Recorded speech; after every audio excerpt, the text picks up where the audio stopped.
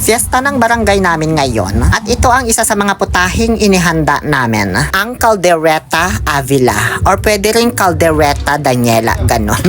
2 kilong baka yan. Merong laman, merong buto. Magkasama na. Hiniwa-hiwa into cubes. Saka ko inilagay sa pressure cooker. Tama lang ba yung pressure sear? Tama lang ba yung pressure sear? Sabi nung nagpamassage ako. Syempre para mabilis lumambot bago ko igisa. Dahil may mga next in line pa kaming lulutuin. At alam naman nating lahat na matigas ang karne ng baka. Unless Wagyu or Angus beef ang gagamitin mo.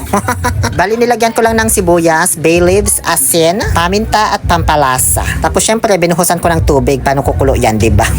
Saka ko na pre-nature cook sa loob ng 30 minutes lang naman. Mass flex, charot. Tama na yung kwentuhan. Ang dami-dami pa natin gagawin dito. Oh. Lagyan ng mantika ang kawali. Dagdagan mo lang, wag kang mag-atubili. Pagpiprituhan mo na kasi nitong tatatas. O syempre, inilaglag ko yan nung nagsusumiklab na yung mantika para hindi dumikit. Nag-golden brown yan motion na siya, kaya inakare ko na.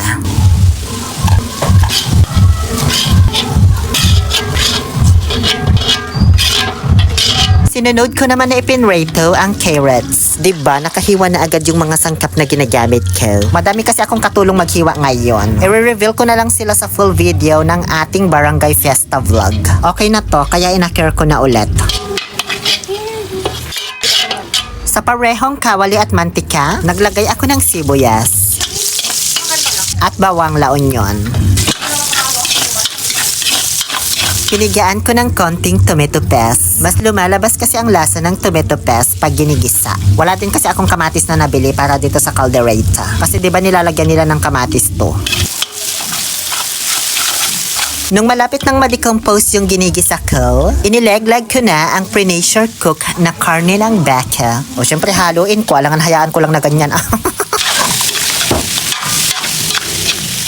Tapos isinunod ko naman ang capsicum, sabi ni Ann Cutis. Simplahan ko na agad habang ginigisa para isang haluan na lang kasi malambot na yung karne, baka madurog sa kakahalo ko ba.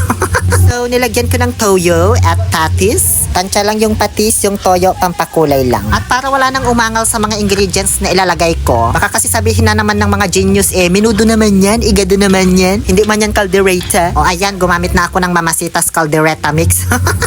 Ngayon, kukestionin mo pa ba na hindi to caldereta? 2 pakete yung nilagay ko kasi 2 kilo yung niloloto ko, ha? Gata salvahe ng niyog. Para maging creamy. Pwedeng lagyan ng gata ang caldereta, ha? Kahit nga evap, pwede rin eh. Huwag mo lang gawing salad.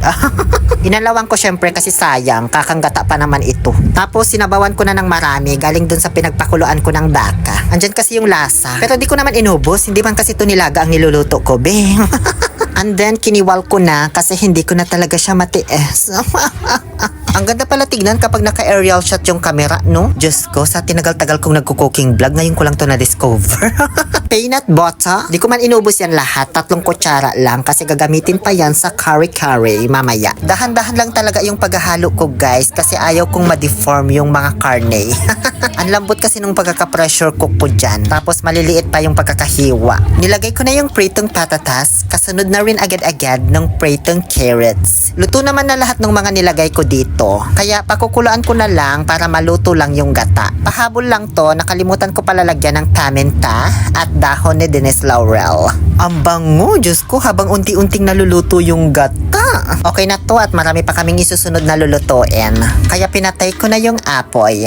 Saka ko nilagyan ng Eden cheese na hiniwa-hiwa into cubes nung nakapatay na yung apoy. Hindi ko na rin yan hinalo, hinayaan ko lang dyan kasi ayokong mag-melt yung mga cheese. Gusto ko kasi kapag kinain yung caldereta ko ay may malalasahan silang buo-buo na cheese. Ganon. Ayan, sige, harangan mo yung camera ko. Tumabi ka dyan. Dun ka. Ayan, itong ang dami-dami pang gagawin paharang-harang sa camera. At ayan na po ang isa sa mga putahing inihanda namin ngayong fiesta sa aming barangay, ang cheesy caldereta Avila. Next in line, curry-curry. At marami pang iba. But that will be a story for another what if. Muli, ito po ang inyong Happy Pill Oliver Castro na nagsasabing, no to toxicity, let's make people happy.